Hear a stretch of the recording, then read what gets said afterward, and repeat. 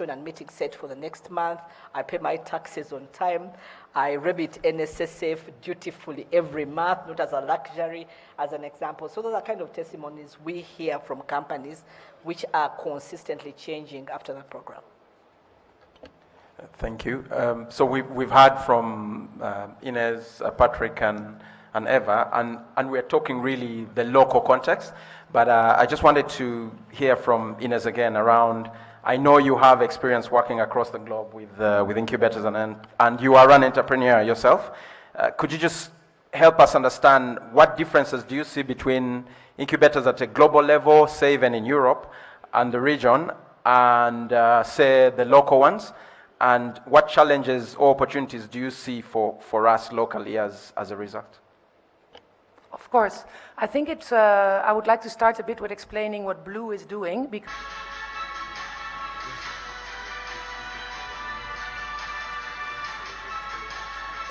When you have grown your grapes, after 18 months, you prune them and they do flowering. And after from flowering to harvesting, you need 4 months. Then when you have removed all the fruit, immediately you remove all the leaves and allow the crop to rest for at least a period of 3 weeks. Many upcoming farmers have a tendency to manage their ventures on phone. Ham's teaching schedule limited his time on the farm. This is how he has managed to resolve this issue over the years. Here I have a manager, and he has to record especially what he needs for buying chemicals. I pay him salary, and he has to hire labor because as a manager, his work is mainly to check where there is a need for work, and the community around is always ready to support. When you call them, you hire them on a daily basis. They work. By the end of the day, they need their money, so he has to bring for us a request. I need so much, and then it is documented. His monthly pay has to come.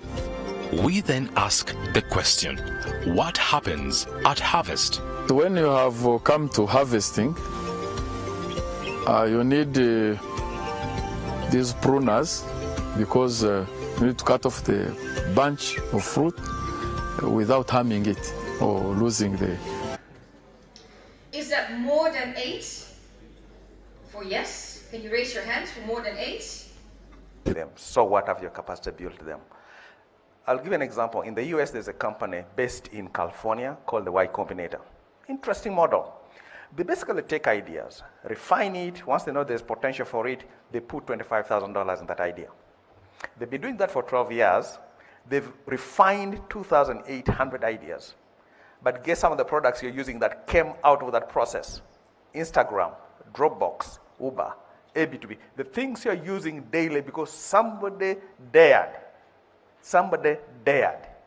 to put money in an idea that has a failure rate. Our problem in Uganda, or as supporters or donors or entrepreneurs, is we think we need to have a 100% success rate. So when you put in money and the idea fails, you give up. Or if you put in 10 ideas and 3 fail, you give up. Now, guys, for many of you Americans, in the US there's a game called baseball. The baseball game is scored based on the number of hits a batter makes per 1,000 throws on that pitch. A batter who has got a 300 average, batting average, which means out of which 1,000 throws at him, he misses 700, but his 300 is considered to be successful. So part of entrepreneurship is your ability, your willingness to raise your tolerance risk and say, you know what? Today, the financial service provider here, so they can share a little bit about it, because refugees...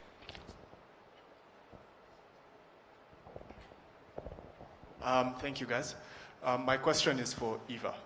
I think while answering one of the questions is asked, there's something that you missed. The element on the types of businesses that you pick and what is the criteria? How do you come or arrive at the type of business that you are going to incubate? And I think, Inez, I would give this to you as well. We've also seen quite a lot of incubators or funds looking at only agriculture. Which, yes, I understand in Uganda, you throw a seed, like Bishature said yesterday, you throw a seed and it will grow. What happens to tech? What happens to engineering and the like? What happens to the other sectors?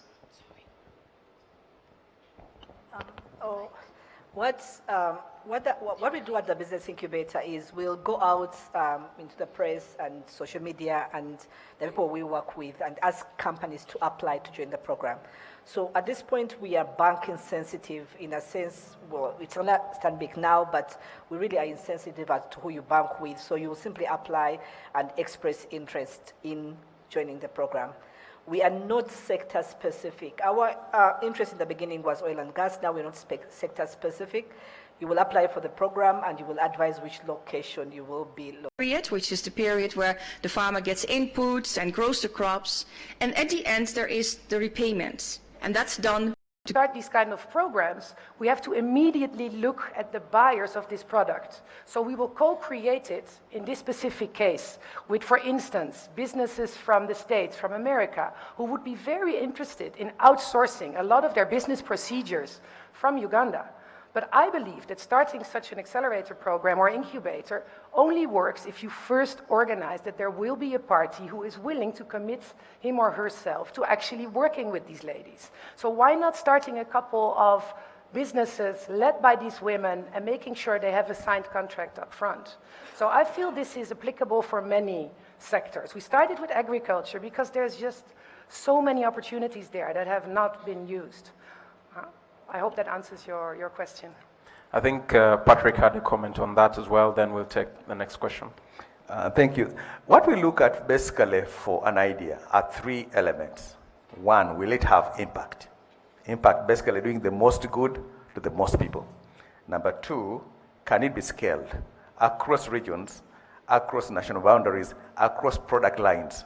And the third one, basically sustainability. Can it be profitable? Now, as an SSF, we are not very good at, our competence is not assessing those ideas. So what we've done is to create a panel of local businessmen. In fact, Kenneth is on that panel. We all have our space and we all are needed. We shouldn't be secluding refugees